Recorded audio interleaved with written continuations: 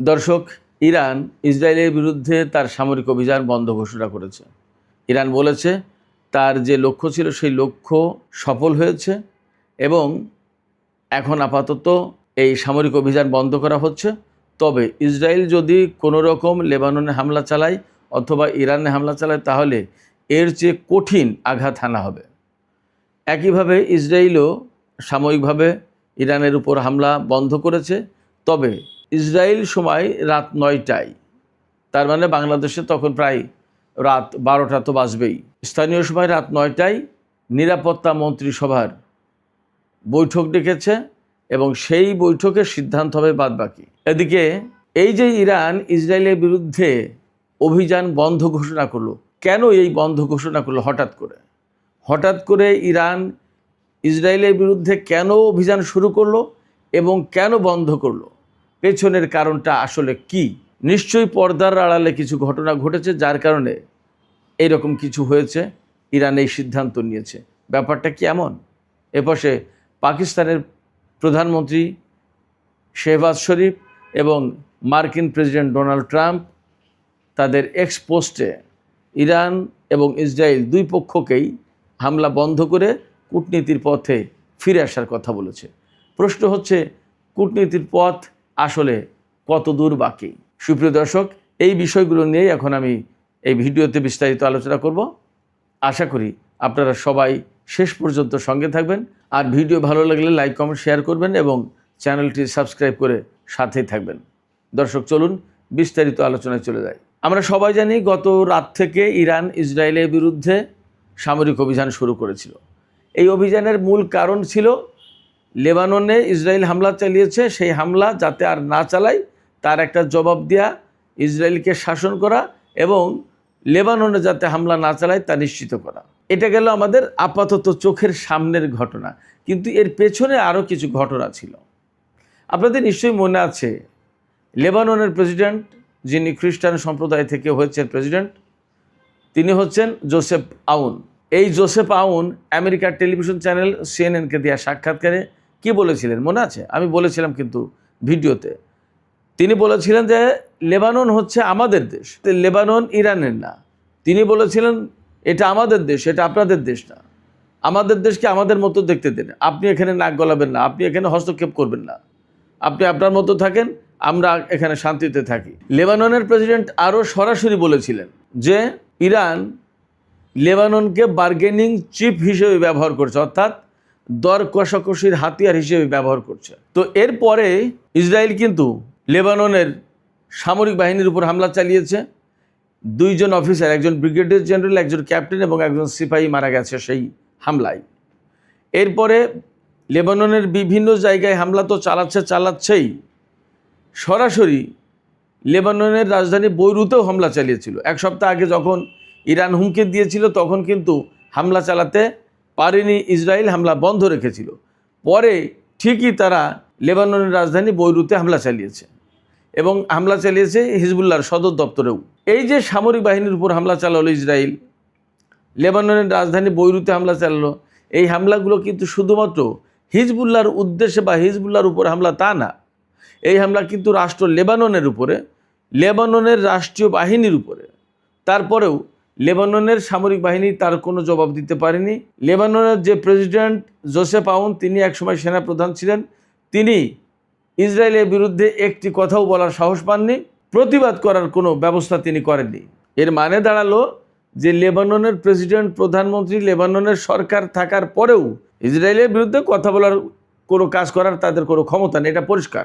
সেই জায়গায় ইসরায়েলের বিরুদ্ধে লড়াই করছে লেবাননের প্রতিরোধকামী সংগঠনটি, আর লেবাননের হয়ে, লেবাননের জনগণের হয়ে, লেবাননের রাজধানীর পক্ষে হয়ে ইসরায়েলের বিরুদ্ধে লড়াই করলো ইরান। এটা কিন্তু পরিষ্কার হয়ে গেল, প্রমাণ হয়ে গেল।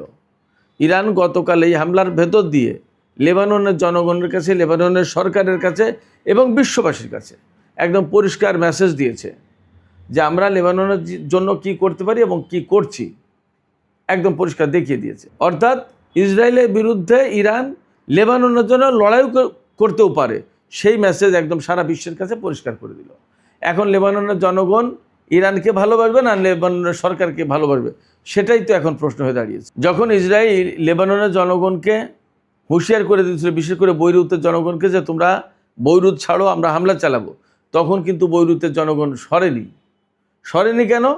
যা ঠিক আছে, আমরা এখানে মরলে এখানেই মরবো, বাঁচলে এখানেই বাঁচবো, আমরা সরবো না। এবং তাদের একটা ভরসা ছিল, যদি লেবাননের রাজধানী বৈরুতে ইসরায়েল হামলা চালায় তাহলে ইরান এখানে অ্যাক্টিভ হবে, এখানে ইরান কিছু করবে। এটা গেল লেবানন কেন্দ্রিক রাজনীতির ব্যাপারে ইরানের ডিপ্লোমেসি পলিসি এবং ইরানের ভূমিকা। ইরান কেন গত রাতে লেবাননের হয়ে ইসরায়েলের বিরুদ্ধে লড়াই করলো, তার একটা বড় কারণ হচ্ছে এটা। আরও কিছু পেছনে কারণ আছে, সেগুলোও বলি। আমেরিকার সাথে ইরানের কূটনৈতিক আলাপ আলোচনা চলছে, চুক্তির ব্যাপারে দীর্ঘদিন ধরে কথাবার্তা হচ্ছে, এবং এখন বলা হচ্ছে যে চুক্তি একেবারে খুব কাছাকাছি। ডোনাল্ড ট্রাম্প নিজেই বলেছেন গতকাল এই হামলার পরে, তিনি বলেছেন ইরানকে উদ্দেশ্য করে যে ঠিক আছে, আপনারা ইসরায়েলের বিরুদ্ধে ক্ষেপণাস্ত্র হামলা চালিয়েছেন, ওকে, এখন থামুন, এখন আবার আলোচনার দিকে ফিরে আসুন, আমরা চুক্তির খুব কাছাকাছি। এবং পাকিস্তানের প্রধানমন্ত্রী শেহবাজ শরীফও এক্স অ্যাকাউন্টে পোস্ট দিয়ে তিনি বলেছেন যে এখন আর যুদ্ধের সময় নয়, এখন কূটনীতির সময়, যুদ্ধ বাদে কূটনীতির দিকে ফিরতে হবে, কারণ একটা সিদ্ধান্তের খুব কাছাকাছি। এই অবস্থায় কোনো মতেই যুদ্ধের দিকে যাওয়া যাবে না। দুই পক্ষের প্রতি আহ্বান জানিয়েছেন যে ধৈর্য ধরুন, যুদ্ধের পথ ছাড়ুন। এবং ডোনাল্ড ট্রাম্প সরাসরি দুই পক্ষের কাছেই বেশ শক্তভাবে বার্তা দিয়েছে যে আপনারা যুদ্ধ বন্ধ করুন, আমরা আলোচনার পথে ফিরে আসি, আমরা চুক্তির কাছাকাছি। এই যে চুক্তির কাছাকাছি, আলোচনায় ফিরে আসুন, যুদ্ধের পথ বন্ধ করুন, আপনারা ধৈর্য ধরুন, আপনারা যুদ্ধ বন্ধ করুন, ডোনাল্ড ট্রাম্প এবং পাকিস্তানের পক্ষ থেকে বা বিশ্ববাসীর পক্ষ থেকেও একই ধরনের বার্তা দেওয়া হয়েছে। এই জায়গাটা ইরান উপেক্ষা করলো না। তার মানে কূটনীতি এবং বিশ্ববাসীর প্রতি সম্মান দেখিয়ে কূটনীতির পথে ফিরে আসলো। এবং ইরান বলেছে যে আমরা ইসরায়েলের উপর যে হামলা চালাম, তাকে আমরা শাসন করার যেটা দরকার সেটা করেছি। এখন যদি আমাদের কথা না শোনে, সে যদি আবার লেবাননের উপর হামলা চালায়, তাহলে আমরা আবার তাকে ভীষণ কঠিন মার দেবো, হচ্ছে যা দিয়েছি তার চেয়ে বেশি শায়েস্তা করব। আবার ওপাশে বিশ্ববাসীর যে কূটনৈতিক প্রচেষ্টা যে আহ্বান, তার প্রতিও সম্মান দেখানো হলো। এবং ইসরায়েলের বিরুদ্ধে এই মুহূর্তে ইরান যে যুদ্ধ করতে চায়, ইরান যুদ্ধ করতে মুখিয়ে আছে, গায়ে পড়ে যুদ্ধ করছে, ব্যাপারটা এরকম যাতে হয়, সেটাও কিন্তু আবার ইরানের একটা বড় লক্ষ্য। তারা যুদ্ধ করে কিন্তু আন্তর্জাতিক জনমতটা তার পক্ষে রাখে, এটা ইরানের একটা বড় কৌশল। সেই কাজটা করলো, তারা দেখালো যে আমরা যুদ্ধের ভেতরেও আছি, আমরা কূটনীতিতেও আছি, যদি যুদ্ধ করতে চাও তার এই নাও যুদ্ধ। তাই বলে ইসরায়েলকে দুই ঘা মেরে দিল। আবার কূটনীতির পথে ফিরে এসে বললো ঠিক আছে, বলো কি কূটনীতি আছে তোমাদের সামনে, কি আলাপ আছে তোমাদের টেবিলে, চুক্তির কি অবস্থা তোমাদের টেবিলে বলো। অর্থাৎ ইরান একদম সহজ সরলভাবে দুই পথই পরিষ্কার করে দেখিয়ে দিল ইসরায়েলকে, আমেরিকাকে এবং বিশ্ববাসীকে, যে যুদ্ধ চাইলে যুদ্ধ, কূটনীতি চাইলে কূটনীতি, আছি সব জায়গায়। তবে এর আগে আর কিছু কথা বলা দরকার এই ভিডিওতে। ইরান এবং ইসরায়েল দুই পক্ষ বেশ পাল্টা হামলা চালিয়েছে। এপাশে ইয়েমেনের পক্ষ থেকে কিন্তু ঘোষণা ছিল একটা, যে ইয়েমেন তো যুদ্ধে জড়িয়ে গিয়েছিল, তারা ক্ষেপণাস্ত্র মেরেছে ইয়েমেন থেকে, এবং তারা পরিষ্কার করে বলেছিল যে যদি ইসরায়েল বাড়াবাড়ি করে, যুদ্ধ যদি কন্টিনিউ করে, তা লেবাননের বিরুদ্ধে যুদ্ধ যদি কন্টিনিউ করে, তাহলে কিন্তু বাব-আল মানদেব প্রণালী বন্ধ করে দেবো, লোহিত সাগর দিয়ে ইসরায়েলের কোনো জাহাজ চলবে না, ইসরায়েলের জাহাজ একদম টোটালি চলাচল বন্ধ হয়ে যাবে। এবং এখনও বন্ধ, ইসরায়েলের জাহাজ লোহিত সাগর দিয়ে চলতে পারবে না। এই যে ইয়েমেনের পক্ষ থেকে যে ঘোষণা, এটা কিন্তু গুরুত্বপূর্ণ একটা ঘোষণা। আঞ্চলিক রাজনীতি, বিশ্ব অর্থনীতি, তেল বাজার, অনেক কিছুর সাথে ইয়েমেনের এই ঘোষণা, হুতিদের এই ঘোষণা সম্পর্কযুক্ত, এটার মূল্য আছে।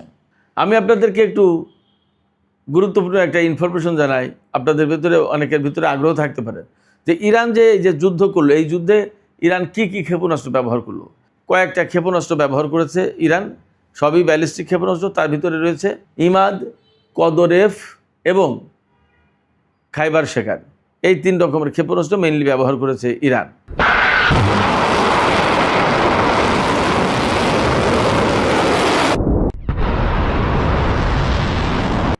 এই খাইবার শেখান ক্ষেপণাস্ত্রটা এর ভিতরে সবচেয়ে গুরুত্বপূর্ণ, এবং এটা হাইপারসনিক মিসাইল। এই হাইপারসনিক মিসাইলের বৈশিষ্ট্য হচ্ছে, যে ক্ষেপণাস্ত্র ব্যবহার করা হয়েছে হাইপারসনিক ইরানের পক্ষ থেকে, সেটা শব্দের চেয়ে সর্বোচ্চ 9 গুণ গতিতে ছুটতে পারে। অর্থাৎ শব্দ প্রতি সেকেন্ডে যদি 1100 ফুট যায়, তাহলে এই খাইবার সেখান তার 9 গুণ যায়।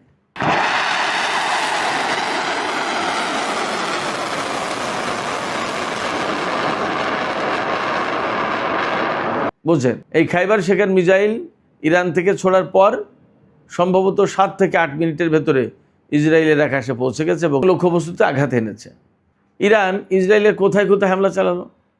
ইরান প্রধানত ইসরায়েলের 2 রকমের স্থাপনায় হামলা চালিয়েছে। প্রথমত রামাত ডেভিড বিমান ঘাঁটিতে, নেভাটিম এবং তেলনভ, এই দুটো কৌশলগত বিমান ঘাঁটি, এই দুটোতেও হামলা চালিয়েছে। এর ভিতরে নেভাটিম বিমান ঘাঁটি হচ্ছে ইসরায়েলের দক্ষিণ অঞ্চলে, তার মানে আরও বেশি দূরে, সেখানে হামলা চালিয়েছে খুবই গুরুত্বপূর্ণ ঘাঁটিগুলো। আর হামলা চালিয়েছে হাইফার তেল শোধনাগার বা তেল যে স্থাপনা আছে তেলের, এই সমস্ত জায়গায়। ইরান কিন্তু আগে এই তেল স্থাপনায় হামলা চালায়নি। ইসরায়েল যখন ইরানের খুজেস্তান প্রদেশের মাহার শাহর শহরে একটি তেল স্থাপনার উপর হামলা চালিয়েছে, তারপরে প্রতিশোধ হিসেবে ইরান ইসরায়েলের হাইফা বন্দরনগরীর তেল স্থাপনাগুলোতে হামলা চালিয়েছে। ইরানের পক্ষ থেকে দাবি করা হয়েছে যে হামলা চালিয়েছে ইরান ক্ষেপণাস্ত্র দিয়ে, তারপরে নিরাপত্তাগত এবং সাইবার হামলা যেগুলো চালিয়েছে তার সবগুলোই শতভাগ সফল ছিল। এপাশে ইসরায়েল ইরানের রাজধানী তেহরান, কেরমানশাহ প্রদেশ, তারপরে তাবরিজ শহর, কারাজ শহর এবং ইস্পাহান, এই এলাকায় হামলা চালিয়েছে। কারাজ শহরটা কিন্তু তেহরানের একদম পাশেই, এখানে সামরিক ঘাঁটি আছে। তো ইসরায়েল যে জায়গাগুলোতে হামলা চালিয়েছে মূলত ইরানের সবই সামরিক ঘাঁটি বলা যায়, একটাই শুধু তেল স্থাপনা, বাদ বাকি সবই সামরিক ঘাঁটি। এর ভিতরে ইরানের রাডার সিস্টেম সেট করা আছে এমন জায়গায়ও হামলা চালিয়েছে।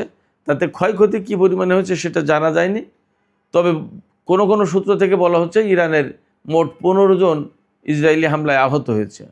আর ইসরায়েলের কয়জন আহত হয়েছে তা পরিষ্কার না, আর একটু সময় লাগবে হয়তোবা।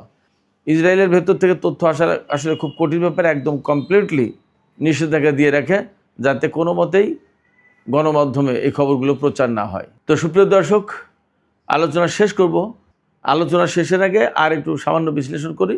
সেটি হচ্ছে আমেরিকা এবং পাকিস্তানের পক্ষ থেকে খুব জোর দিয়ে বলা হয়েছে যে যখন চুক্তির কাছাকাছি 2 পক্ষ, তখন এই যুদ্ধ চলা মোটেই ঠিক হবে না, যুদ্ধ বন্ধ করতে হবে। এবং ডোনাল্ড ট্রাম্প খুব জোরালোভাবে কথা বলেছেন এবং তিনি ইসরায়েলের প্রধানমন্ত্রী বেনিয়ামিন নেতানিয়াহুর সাথে ফোনেও কথা বলেছেন। প্রশ্ন হচ্ছে চুক্তি কি আসলে হতে যাচ্ছে কিনা এবং সেই চুক্তি হলে কি হবে এবং ইরান আসলে এই ব্যাপারে কী দৃষ্টিভঙ্গি পোষণ করে। চুক্তির জন্য ইরান এই যুদ্ধ বন্ধ করবে, ব্যাপারটা কেমন হয়ে গেল না? হ্যাঁ, এখানে কথা আছে। আসলে ইরান চুক্তি ব্যাপারে এক ধরনের চিন্তাও করে যে যদি চুক্তিটা হয় মন্দ হয় না। কেন? এই ডোনাল্ড ট্রাম্প 2015 সালে চুক্তি ছিঁড়ে ফেলেছিল, বাতিল করেছিল।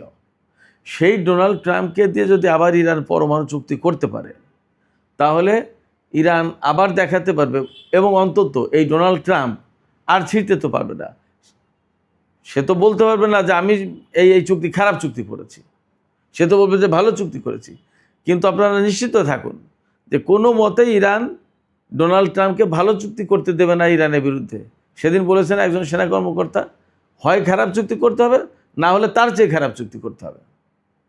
ফলে ইরানের কাছ থেকে জিতে যাওয়ার কোনো পথ ডোনাল্ড ট্রাম্পের সামনে থাকবে না। এবং ডোনাল্ড ট্রাম্প এই মুহূর্তে তো চাপে, ইসরায়েলের প্রধানমন্ত্রীও কথা শুনছে না, ইরানও কথা শুনছে না। তার কথা উপেক্ষা করেই তো ইসরায়েল যুদ্ধ করলো এই গত রাত থেকে আজ দুপুর পর্যন্ত। ফলে ডোনাল্ড ট্রাম্প এখন বিপদে। এই মুহূর্তে এই যে যুদ্ধের ভেতরে সে চুক্তির কথা বলছে, তার মানে চুক্তিটা তার জন্য খুব জরুরি, চুক্তি করবে। এবং ডোনাল্ড ট্রাম্প যেহেতু এই চুক্তি পাওয়ার জন্য মরিয়া হয়ে উঠেছে, তার মানে ইরান যা বলবে অনেকটা তাই শুনেই তাকে চুক্তি করতে হবে। যদি তাই হয় তাহলে এই চুক্তি ইরানের স্বার্থ রক্ষা করবে অবশ্যই। সেই জন্য ইরান, আমার কাছে মনে হয় যে ইরান একটু দেখতেও চায় যে চুক্তিটা হোক না। তার মানে ইরান ডোনাল্ড ট্রাম্পের কাছে এই বার্তা দেবে, চুক্তি যদি হয় যে ময়লা তুমি ছড়িয়েছিলে সেই ময়লা তোমাকে দিয়ে পরিষ্কার করালাম। সুপ্রিয় দর্শক, এখনকার আলোচনা এখানে শেষ করছি।